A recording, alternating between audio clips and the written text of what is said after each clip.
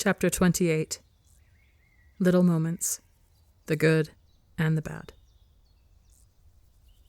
Sometimes, during the mornings, when the world is still waking up, the birds outside sound like Phil. Or maybe Phil is the one that sounds like birds. Wilbur isn't sure which one is right, but both the noises they make are the same. That little high-pitched chirp. Sweet notes made into tiny songs. Wilbur knows it. He hears it around Tommy mostly. When words aren't enough to keep him from being fussy, that's when Phil begins to whistle, to chirp, and sing like the morning birds. Light and soft and pretty. Tommy's attention is always caught by it. Wilbur will admit, his attention gets caught too. Phil didn't ever chirp when it was just Techno and Will. Not even on the worst nights, with the hunters cornering them in town, did he ever make that noise to calm them down. So Wilbur assumes, with all his grand evidence, that the chirping must be a bird thing. It can't be a baby thing, because Wilbur is not a baby, and he has definitely found himself turning his head when Phil makes those chirping noises. Tommy isn't exactly a bird person, not like how Phil is, with his feathers and his songs and his watchful eyes. But he has his own tiny wings on his back, and Wilbur feels like that's close enough to count. What makes a bird anyway? Will declares it to be the wings. A tiny part of him wishes he had wings. Wishes he knew how it would feel to fly, all on his own, up amongst the clouds with nothing but himself and the vast open sky. It seems like a very freeing thing. It also seems kind of scary when Wilbur thinks about it a bit more. Being so high up, with the risk of falling far, far down, it makes his heart drop into his stomach. He'll stick to touching the clouds when held in his father's arms. If he had wings, he wouldn't trust himself to stay steady, but Phil would never drop him. The sound of singing birds echoes quietly from the forest trees. Wilbur sits alone on the grass, legs crisscrossed before him, his hands picking at the grass and making little patches of dirt. He likes listening to the birds when he can, likes trying to compare their songs to the songs of his father. He doesn't always get the chance to listen. Usually at this time of day, Skeppy and Bad make too much noise with the house, cutting up wood and breaking apart cobble. Will knows it's needed, since the house is old and needs more space for the company within it, but that doesn't mean it's not annoying. He can't hear the forest singing if Skeppy's yelling for some random tool and Bad is hacking away at some part of a wall. Wilbur's fingers twist at a long strand of grass, pulling and pulling until it's torn out and then added to the pile beside his knee. A faint warbling of a bird drifts out from the tree line. Will's fins twitch at the noise. He leans forward with his hands pressed against the ground, squinting at the branches to try and spot any sort of movement. He knows he won't find anything.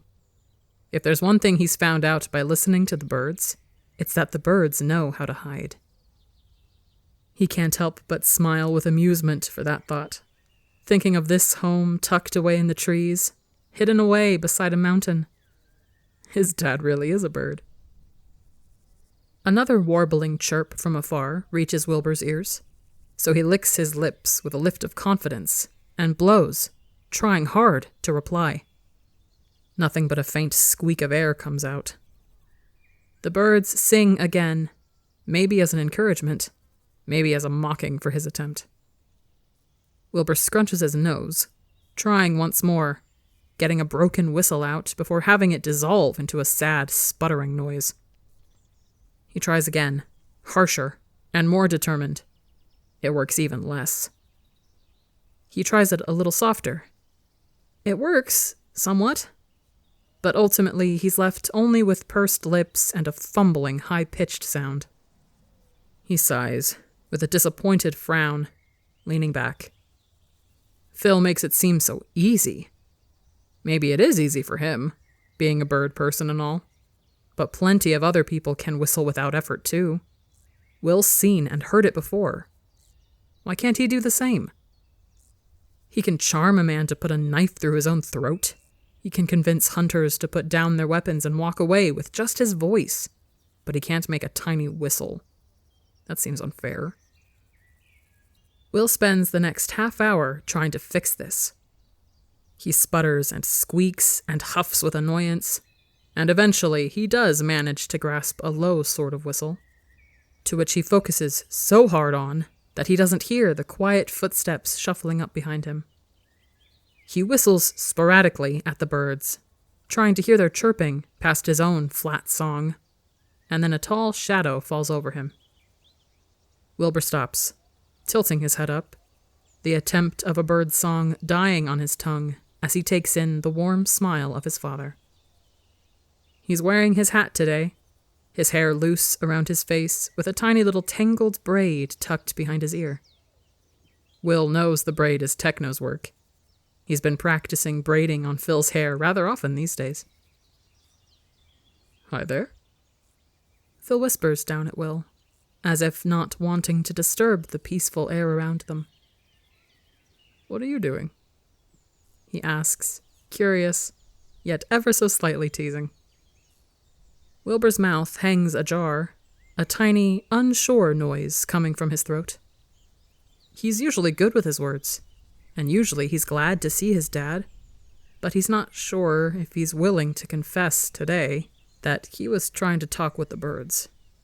It feels a little silly, since Will's not a bird person. "Nothing?" Will whispers back. He says it a little too quick, and his cheeks feel a little too warm.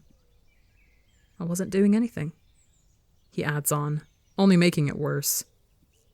"I'm just sitting here." "Yeah?"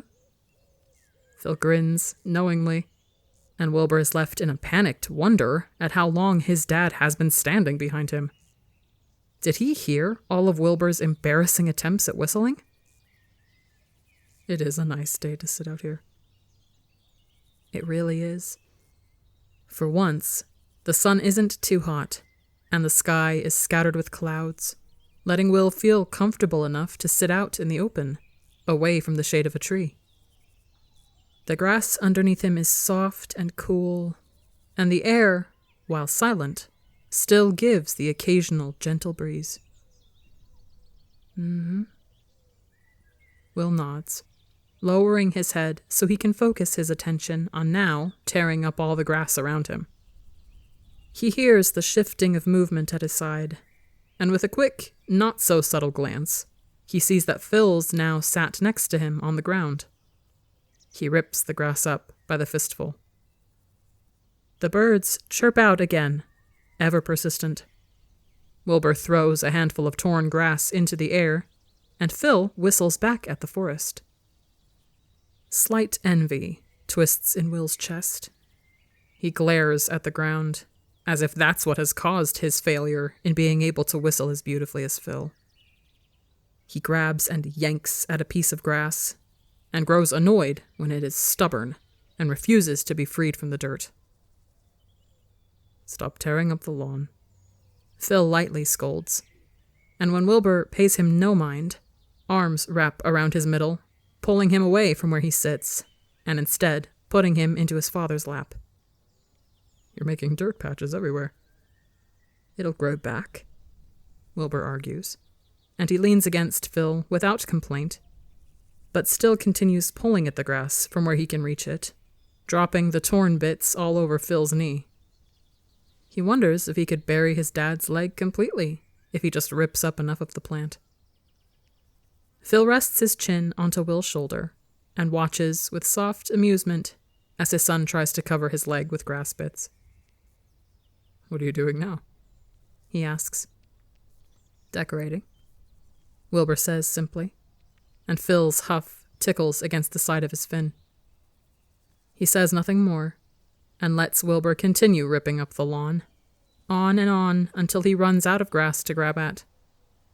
He tries to reach further to get more, but Phil squeezes him tight in a hug to stop him.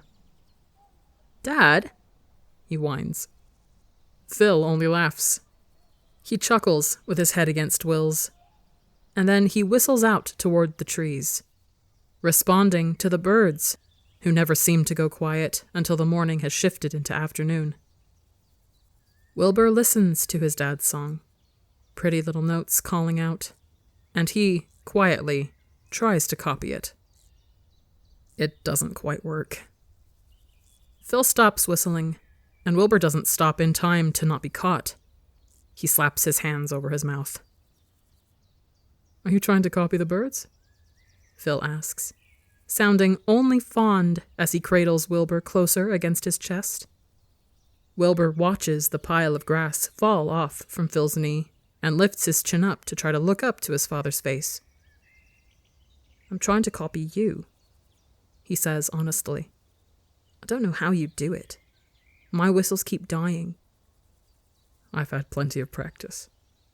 Phil brushes Will's hair back from his face, making Wilbur close his eyes and scrunch his nose. "I was taught how to whistle before I learned how to walk."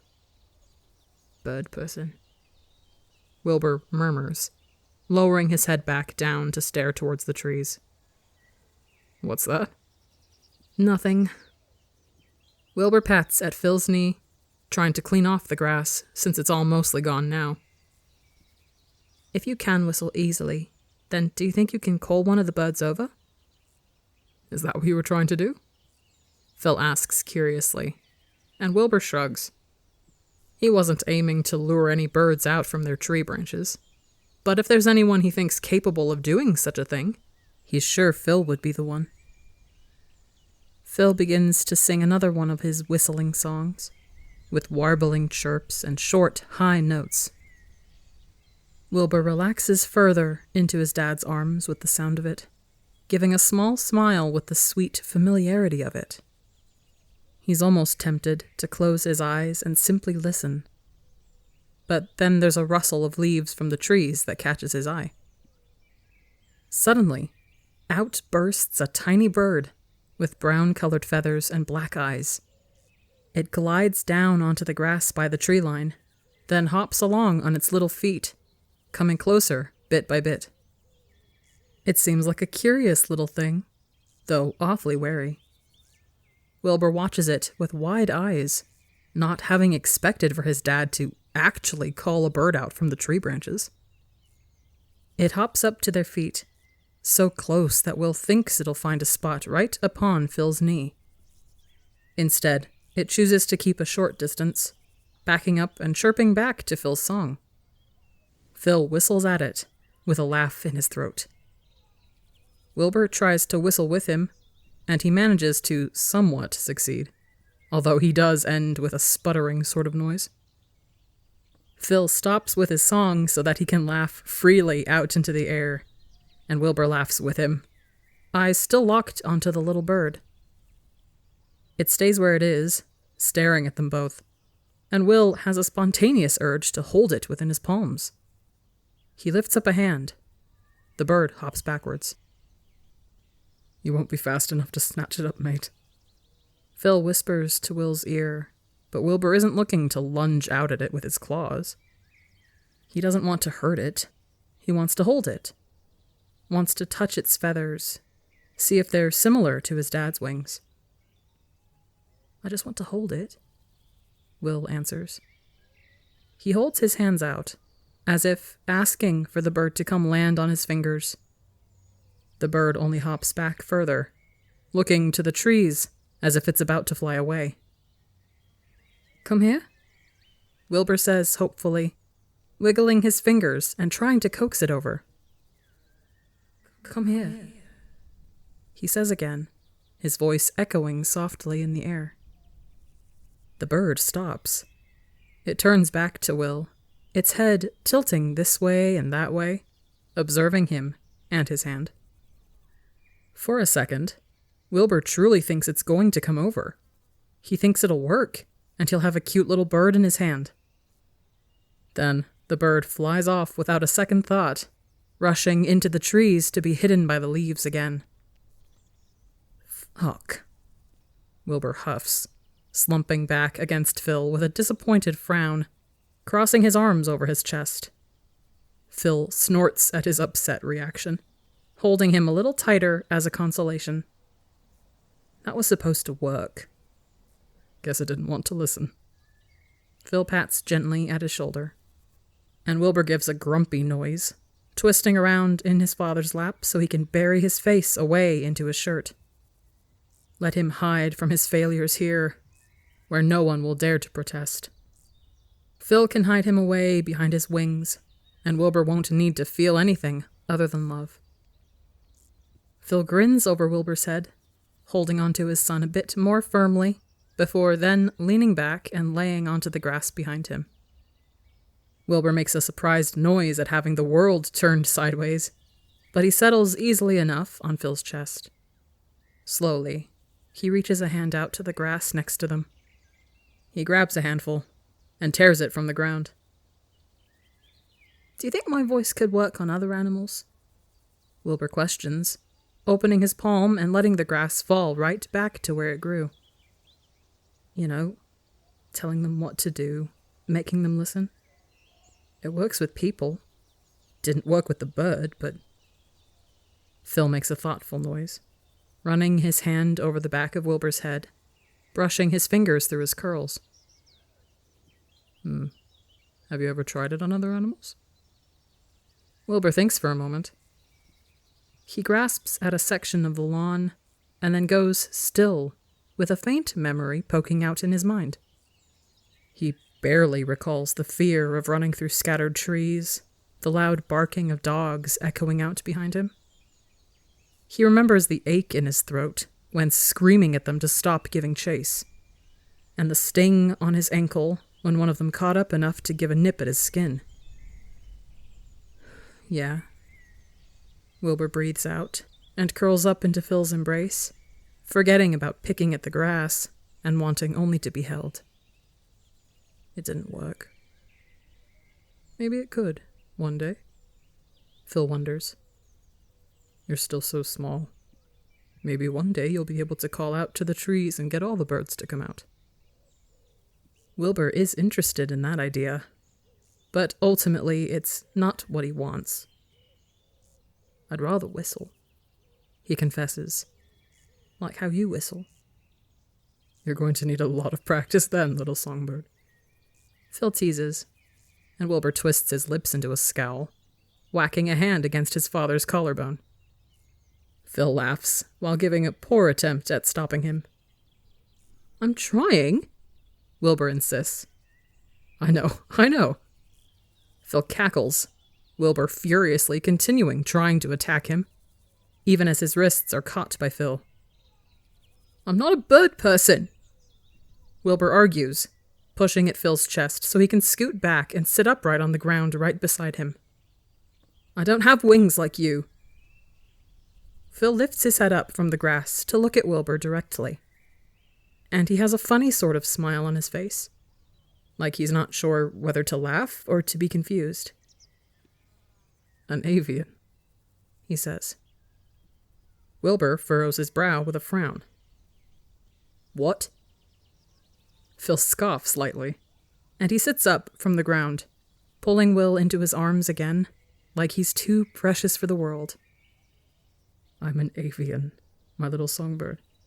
Not a bird person, an avian, that's what they call it. Who's they? Wilbur gives an incredulous face. And that doesn't make sense.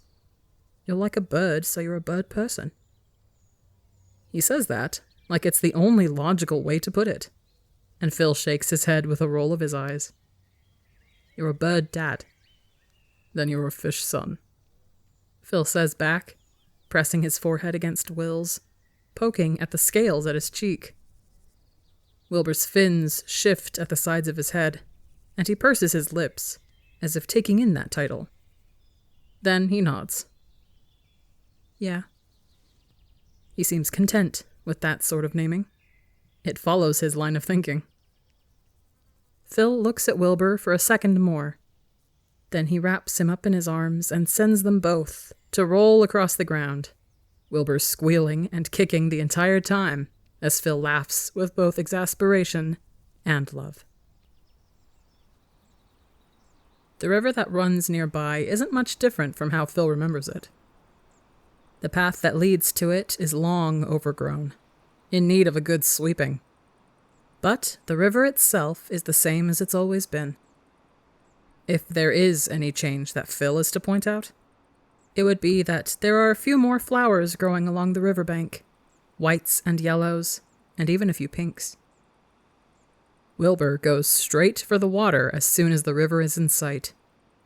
He had told Phil time and time again how excited he was to try swimming in it.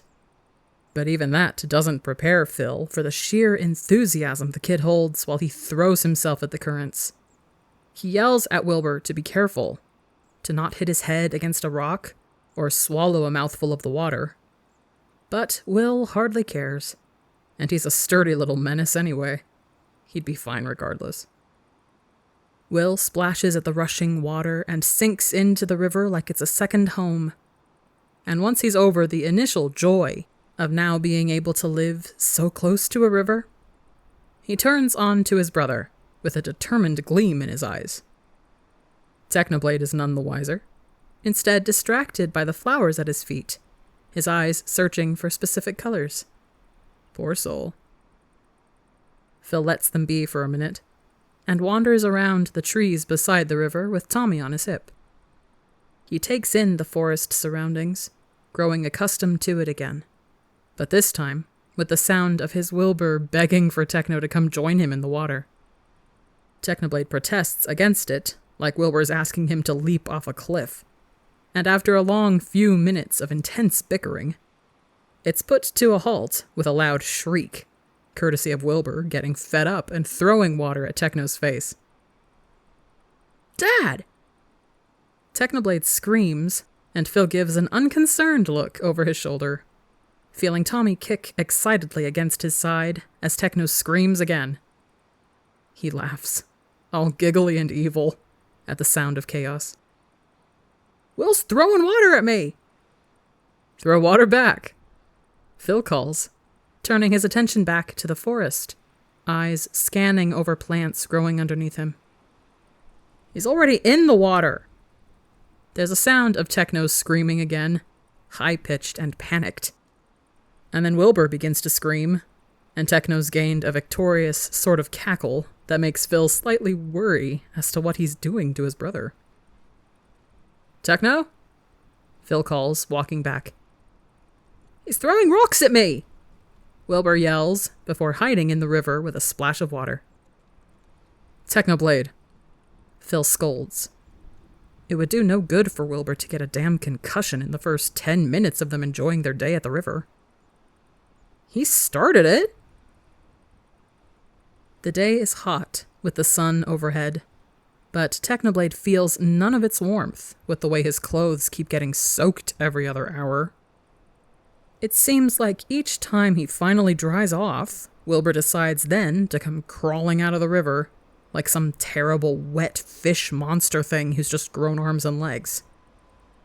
And once he's out of the river, dripping wet and freezing cold, he narrows his sights down on Techno and throws himself onto him in what he insists is a brotherly hug.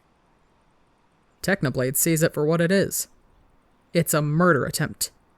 He screams for Phil each time, hitting at Wilbur's face while Will rubs his wet hair into his sleeve.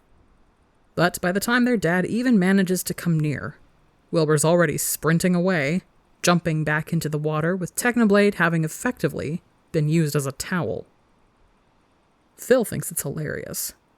Not because of Techno's reaction and the way he scrunches up his face like he ate a lemon, although that is pretty funny too, but because of the sheer contrast of Wilbur grabbing at Techno and spouting things such as, "I love you, mwah mwah," while Techno responds intensely with, "I will throw rocks at you again."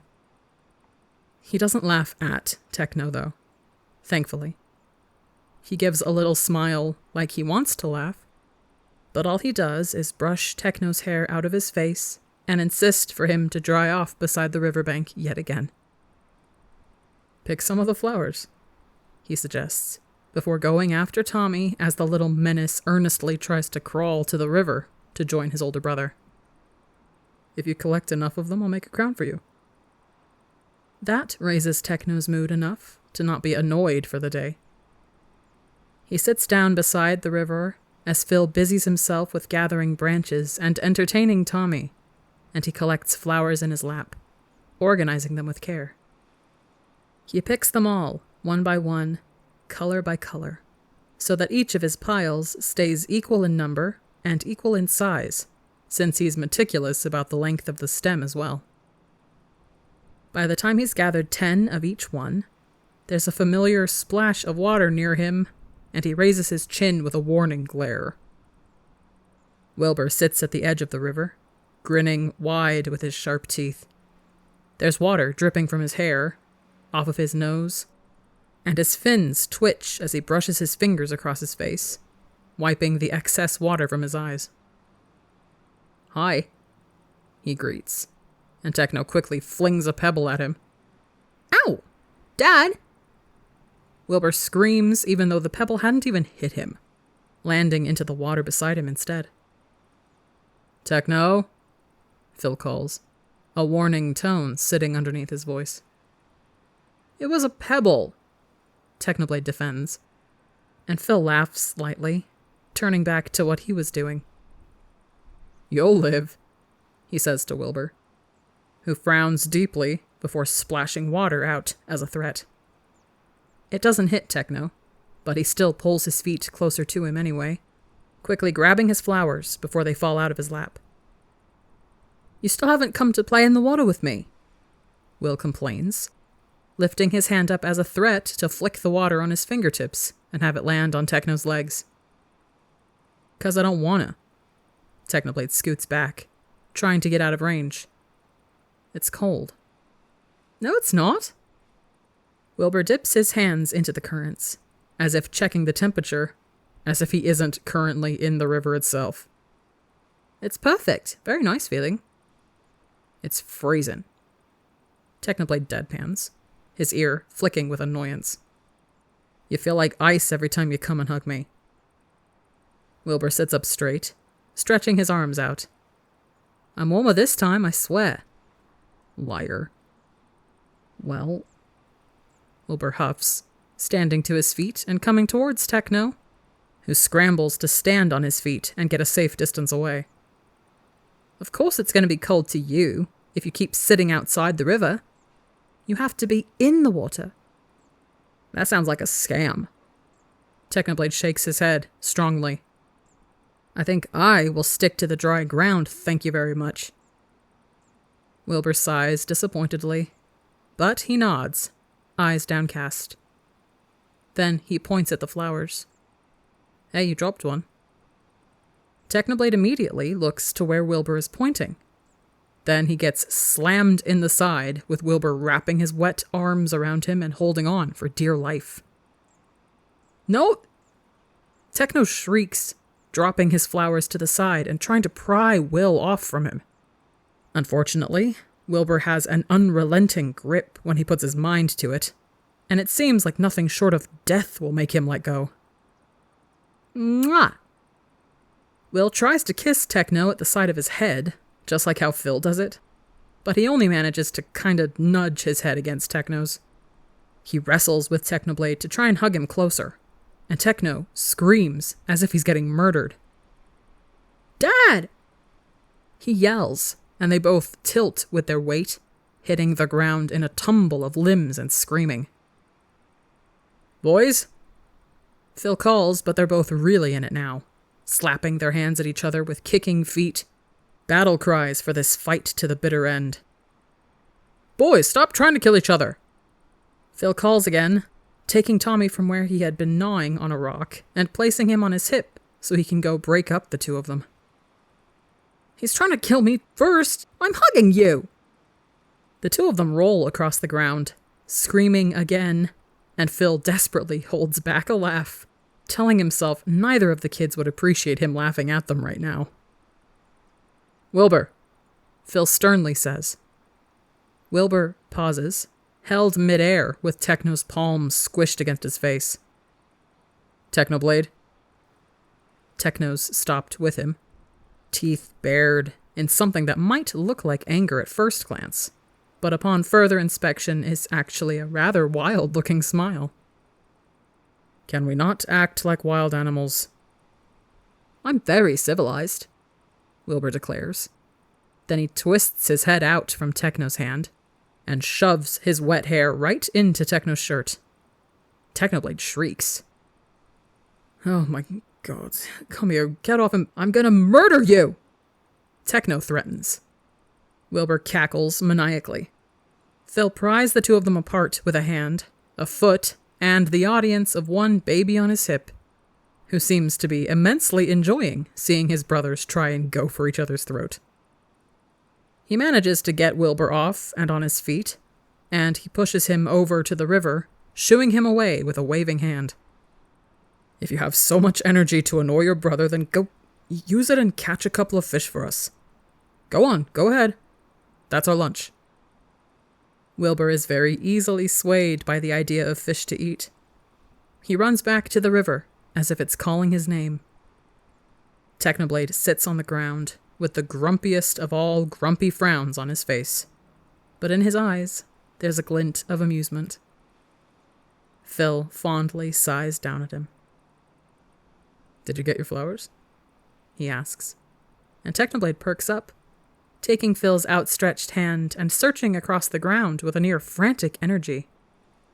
He spots his bundle of flowers just a few feet away, a little jostled from being dropped to the ground, but overall perfectly fine.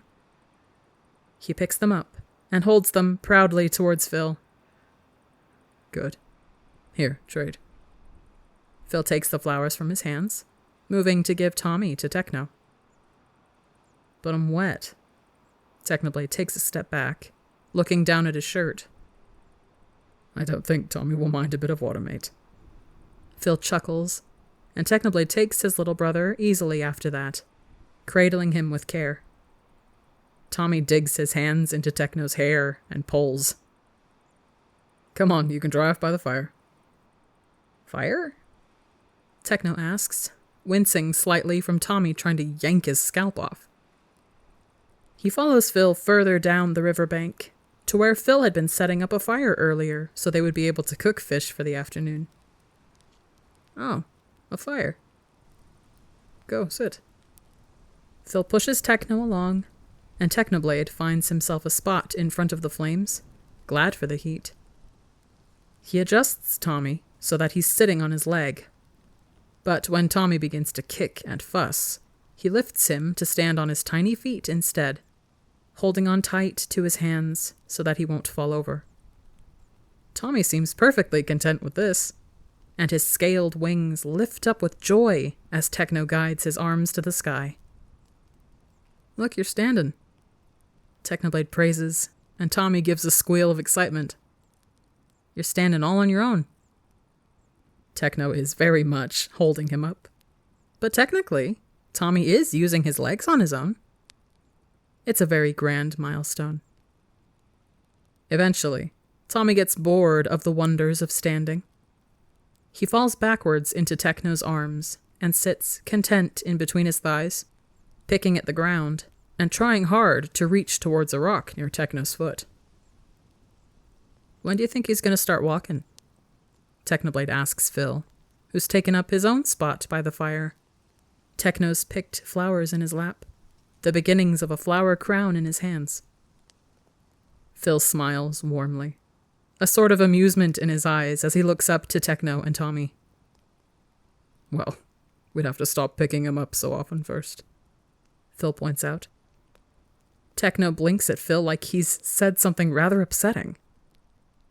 He turns his attention back to Tommy, turning him so that he can have a conversation face to face. You don't need to learn how to walk, Tommy. You can push that back for later. Technoblade insists, shaking his head as if Tommy must be convinced of this. Wah, wah, wah, Tommy says, giving very eloquent points on this matter. Walk, walk, walk. Technoblade nudges his forehead against Tommy's. Later. You can put it off for another year. Who needs walking? Not you. We'll just carry you everywhere. Phil snorts, picking up another flower from his lap and twisting it with the others. As he does, there comes the splashing of water and the sound of fast-coming footsteps. And all 3 people at the fire lift their heads to see Will running over with 3 fish in his arms and 1 in his mouth. Phil puts the flower crown down with a slight wheeze. Wilbur coming to a stop before them and spitting out the fish at Techno's feet. "That's appetizing," Technoblade says.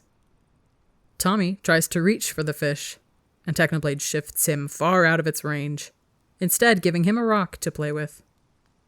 Tommy is plenty content with this. He likes rocks. "I got fish," Wilbur informs them all, just in case they chose not to use their eyeballs. "Good job."